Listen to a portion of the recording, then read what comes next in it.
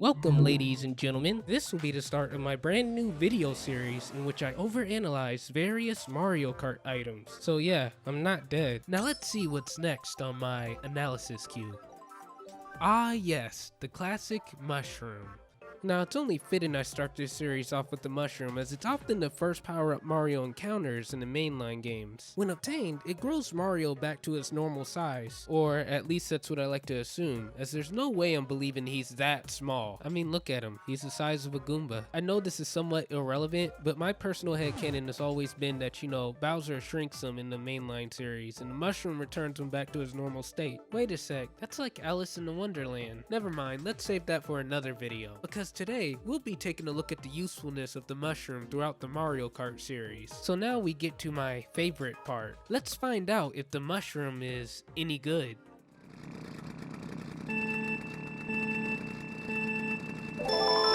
Let's tackle the basics first. The mushroom, being as iconic as it is, debuted in the very first Mario Kart game and has become a Mario Kart staple ever since. Like their platforming counterparts, Mario Kart mushrooms serve as a recovery item. However, the effect they have on the player is quite different. Rather than making the player grow, Mario Kart mushrooms grant the player a short burst of speed instead. This boost is often distinct in that it lets racers negate all speed penalties normally gained when traversing off-road. This speed boost also temporarily reduces weight penalties, allowing featherweights to push heavier characters off the road during the boost. Mushrooms are a common item in Mario Kart and are most often found in second place and below, though in some games they can be obtained in first place. More on that later. Triple mushrooms, meanwhile, are most often found in third place and below, and have basically the same function as a single mushroom.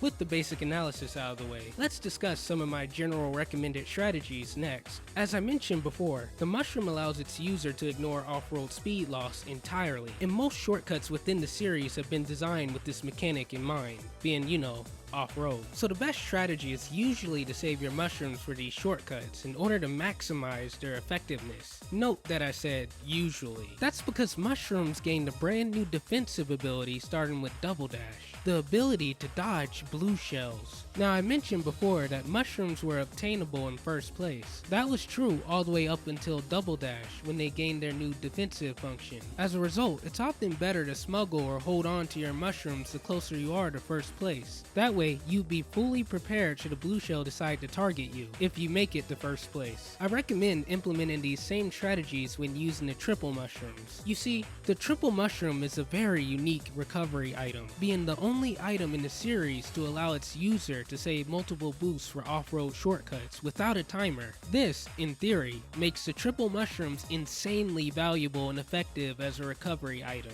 So yeah, it's a complete waste if you use all three mushrooms rapidly in succession, and you aren't being chased by a rat shell or attempting to item hoard. Again, save each mushroom for either a shortcut or a corner cut to maximize the recovery capabilities. Now if you're on a track without any good shortcuts, or you really need to use all of your mushrooms quickly for some reason, try to space out the use of each mushroom to maximize boost duration.